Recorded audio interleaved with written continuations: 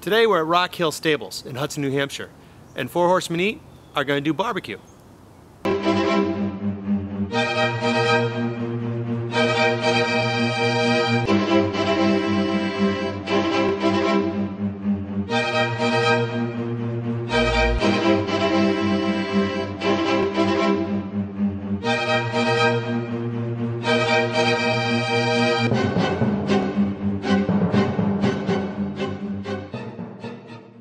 I'm Jim Kasparian, and today we're doing barbecue. With us is Bob McCarthy, our Horseman Pitmaster. Bob, thank you for being here. Thank you. What in the world do we have in this thing? Well, today, Jim, we're smoking. We're smoking some ribs, and we got some nice chicken thighs going as well. Been out here for several hours today, getting this prepped and ready for some good food to pair with some great wine tonight. Now, this is a smoker. This is a smoker. How does that differ from propane, charcoal? Charcoal, yeah, well, you know, back even prior to propane, people would use charcoal. Then propane became really popular. Right. And it's quick. Propane is generally high heat. Okay. It sears the meat. Smoke is a low and slow indirect heat, so the flame is not right under your food. Okay. And it allows that smoke to penetrate into the meat and give you a great flavor, great presentation. How long does it take to cook? Depending on what you're cooking, it could be anywhere from hour and a half for some chicken to 4 or 5 hours for ribs to 7, 8, 10 hours for some type of brisket or You stood in front of this for 4 hours? Well, you know, you would think you would have to, but the technology in smoking has come a long way in the last few years. So really with this uses wood pellets. Yep. We set it to the desired temperature that we like, and then I have a remote control. I go in the house. So you sat there and watched football? I sat there, watched football, maybe had a glass of wine or two while our product was cooking away. The spritz? The spritz, come out yeah. And spritz it. Yeah, we come out and spritz it every hour or so to make sure it stays moist and delivers a great product. Can we look at this stuff? Absolutely. I want to see this. Oh my goodness. That looks crazy. So what we have cooking here, we've got some St. Louis style ribs down on the bottom. A couple of different flavor profiles with the rubs, so we can really try out some different things and see what works good. And up on the top, we've got some chicken thighs, and our friends at Rooftop Barbecue out in California gave us this tip of cooking them in muffin loaves. Excellent. And really what it does is it allows the heat inside to almost act like a convection and really just cook that chicken absolutely perfectly. Oh, that looks great. I can't wait to try this. Green Mountain does an excellent job of being able to regulate the heat, so it's exactly where we want it to be for the entire cooking process. Prior to this, people were afraid to smoke because you'd have to go out, you'd have to cut down wood, you'd have to get hickory or apple wood or whatever you wanted to smoke with, and it was really a long process that you couldn't get too far away from your grill. With Green Mountain technology, I'm able to go in and I put these on 5 or 6 hours ago, let them smoke away, and just occasionally check on them with some spritz. And you had to prep everything, and yeah, we prepped everything, got everything cut down, trimmed all the fat off, so when people eat it, it's going to be perfect. Are these ready to go? Are these ready to sample? Yes, the chicken is ready, the ribs are ready. All we got to do is get some sauce on the ribs, and they'll be ready to eat. All right, let's get it going.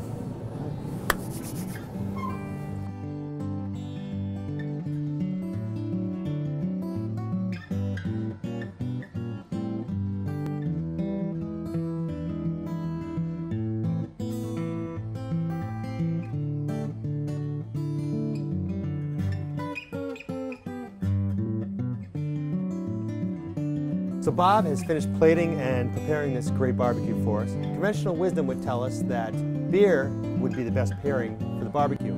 But you know what? The Horseman went up a notch and grabbed our wine director. With us is Jason Havlin. Jason?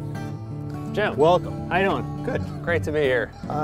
What did you pick, and what were your thinkings when you did the barbecue pairing? Well, you guys have prepared this amazing barbecue here on an equally amazing Green Mountain grill.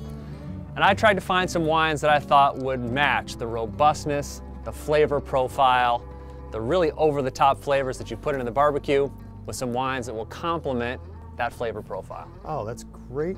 And we have a lot of reds, and it looks like they're all different kinds. And what do you think about the what were you looking at, the profiles, or what were your thoughts on bringing these together? Sure. So we have 4 reds here, 2 for the chicken, 2 for the ribs, and when you're looking to pair a wine with a barbecue, right? Barbecue, you guys put some amazing rubs, sauces, the meat itself, all those spices. Really creates a bold flavor, robustness of flavor. You need wines to match that. So we have 2 wines here for the ribs and 2 wines for the chicken. So the first wine here is a Seghesio Zinfandel. Now, you may have recognized this from the site, Jim. We've reviewed this on our site. Yep. This is the Home Ranch vineyard. So a little bit different than the regular Seghesio Zin. That's a highly rated. It's very, very highly rated. Yep. This wine was in the Wine Spectator Top 100. Okay. And it actually got 95 points. This is a very, very robust, very flavor-forward wine. What'd you give it? And I really think this will match well with it. Well, Jim, we're going to find that out right now. So let's pour a couple of glasses and try it. Okay. So we're going to try this one. We're just going to sample wine first, and then work it into the... And these have been opened up a little bit? These have been opened up for about 2 or 3 hours. Okay. Which is very important to let the wine breathe, particularly with the really rich, robust, flavor-forward wines like these. Very important to open them up and pour a glass or 2 off and really let it expose to the air and breathe. I guess we're going to do some guesswork on what it might go with the chicken. Now these are our ribs wines here, Jim. I get dizzy when I start thinking about what wines are tasting, and especially a highly rated wine. And it confuses sometimes. Yeah. But so this wine here, again, think about how much robustness there is in this. A lot of fruit forward. The tannins on this are smooth and velvety. There's a little bit of vanilla and oak on this. The fruit is there. There's a lot of grip. There's a lot of structure there. And the hope is that when we try this with some ribs, they'll really complement each other. That'll be there, you know, as all those flavors of the barbecue come through. The wine flavors will be there to match it and really pull it all together. Okay. Let's try it. Okay. You want to try it with some? You want to try it with the ribs? Let's try some ribs. All right. What do you want me to do? Walk me through what you want me to do and how to. Sure. So this is real important, right? So when you're trying food and wine, what you want to have is you want to take a little bite of the wine. You want to start, or you want to take a bite of the food. You want to start chewing a little bit, and then just as you're about to swallow, take a sip of the wine. Finish it with the wine. Make sure those two come together, and make sure you really get them both together. And so they're dancing together, or they're fighting. What's happening? I really think these two will come together nicely. I'm going to go after one of the ribs. That's right. You're going to go for ribs. Okay. Try a little bite.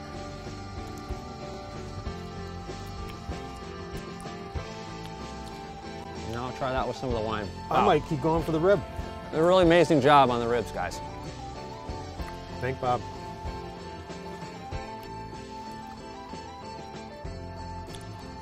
Wow, that comes together very nicely. It does.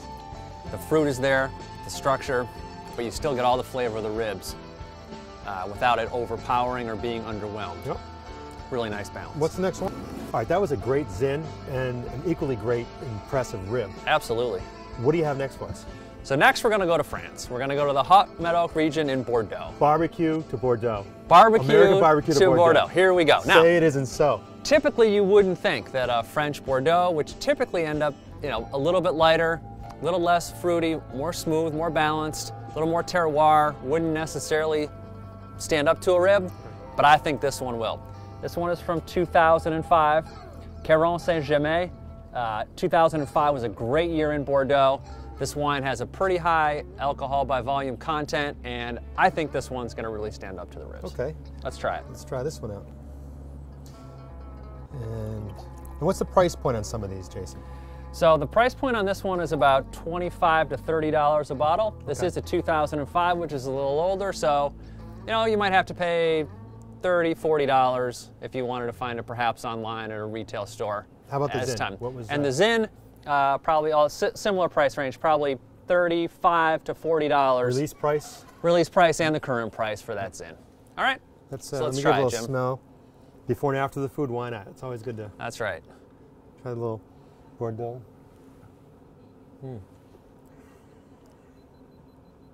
Small taste. I don't want to, but yeah, the earth is there.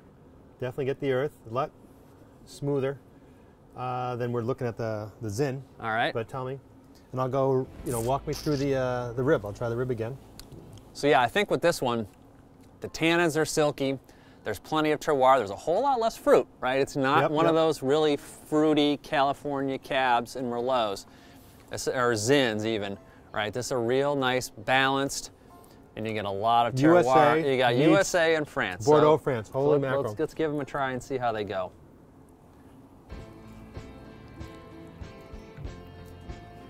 I'm making a mess of things, but this is lovely. I might try it again. This is great. Barbecue in France.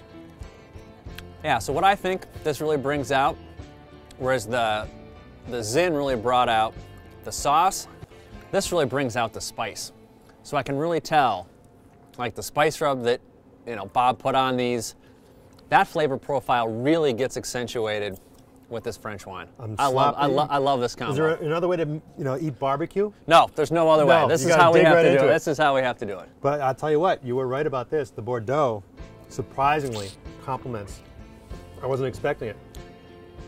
I like those two together. Generally, French wines are very good with food.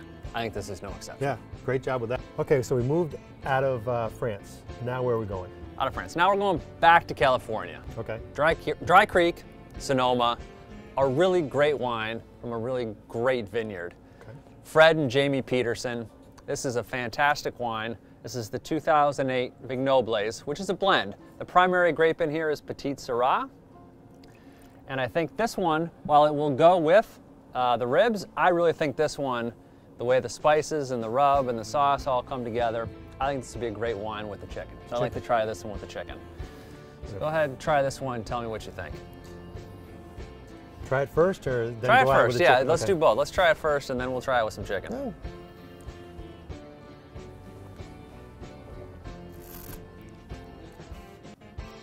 Oh, that's different. It's got, you know, subtle fruit. Yeah, a lot. We've sort of come back, right? We started with a lot of fruit. We went to France that was a little bit drier.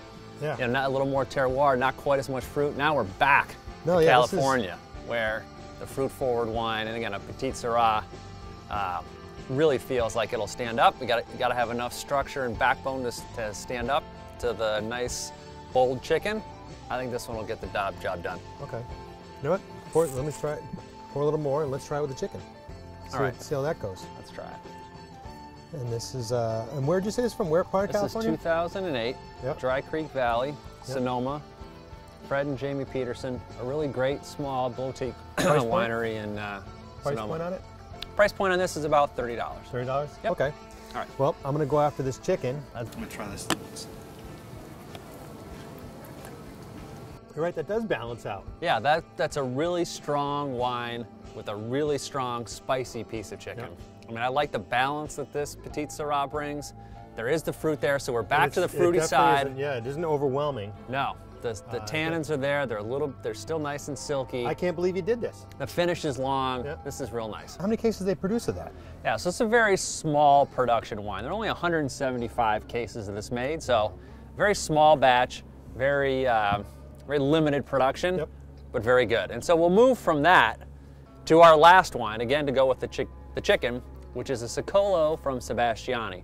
Now this is a little bit higher volume production. This is 700 cases, which isn't a ton, but a little more mass produced, a little bit easier to find. Okay. This Peterson would be one that you would find in the tasting room, perhaps only in California. This one, a little more prevalent throughout the United States. Price point? Price point on the Secolo is around $25 to $30 a bottle. Okay. So let's try this. Again, with the chicken, I think it would go with the ribs, but I've got this one dialed up for the chicken. Okay. Now, this is also a Bordeaux blend. So we had one from Bordeaux. This is a Bordeaux blend. This one's actually 76% Cabernet Sauvignon, 12% Petit Verdot, 8% Merlot, 3% Malbec, and 1% Syrah. So again, a very strong combination of grapes, something that will hold up to these bold flavors in our barbecue today. But not overwhelming. That's.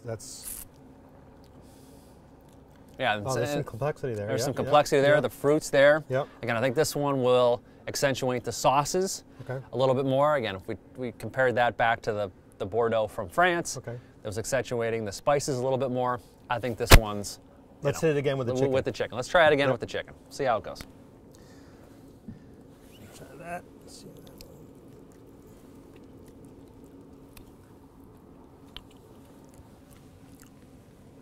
We got a little left. Oh yeah, those come together very nicely. There's a nice little balance. It brings it all together. You taste the wine, but you still get a full mouthful, really nice feel of the barbecue. The taste is there. And balance, and you get a little sweetness to it. That's all very nice. Where'd that come from? Wow. Good. That's a good job. Well. Now we have one more wine here to try. Okay.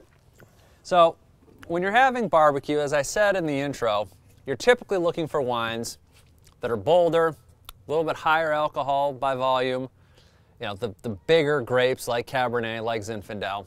And so I brought along this wine, which is very interesting. This is the 2010 Clos Seurat out of the blue. And this is a grape that is not commonly grown, the Sansol, 89% along with 10% Syrah. Okay. And it is lighter. It is a little more fruity, but it's a very interesting flavor profile. Where's this? This is also from California. Okay. And this is actually bottle number 2 of 1,253 bottles. And so very low production. So we've opened it up here. You opened it up. Again, we got amazing barbecue, amazing Green Mountain Grill. I really wanted to try something interesting. Now I'm not, you know, again, we'll have a look at this one and we'll see that it's a little bit lighter. Okay.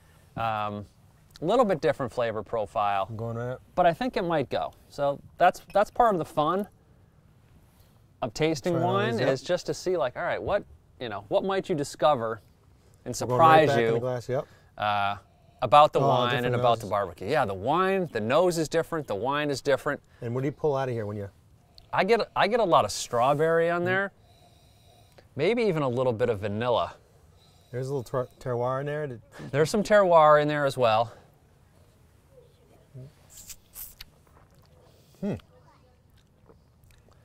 It's interesting. Yep. Let's try it with. I'm going to try some of this with the barbecue, and let's see. I'm going to see how these two go together again. As well, I'm going to go after some of the rib. All right.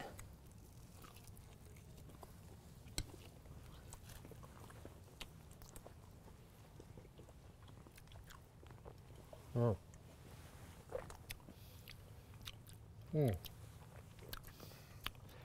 Again, interesting. Yeah. Maybe not. You know, you don't get as much fruit, right? I think this is a little bit of an example where it stands up okay, but the barbecue does overwhelm it a little bit, which again I think is the case. You know, if you picked a Pinot Noir, a lighter wine like this, that's what you find. It's still nice, right? But again, I think some of the stronger, more noble grapes, bigger wines, excellent with the barbecue. But you guys did a fantastic job. Jason, you did a great job, and thanks for being here. Excellent. Thank you very much. This has been a great barbecue experience and great wine pairing. Thanks Jason Havlin and thanks Bob McCarthy here. We want to thank Green Mountain Grill for supplying us this wonderful smoker we use today. Also thank Andy Allen from Rooftop Barbecue for giving us some tips and everything on how to do great barbecue. Visit us on fourhorsemeneat.com. Like us on Facebook. Follow us on Twitter. Watch us on YouTube. And for Four Horsemen Eat, I'm Jim Kasparian. Sample everything.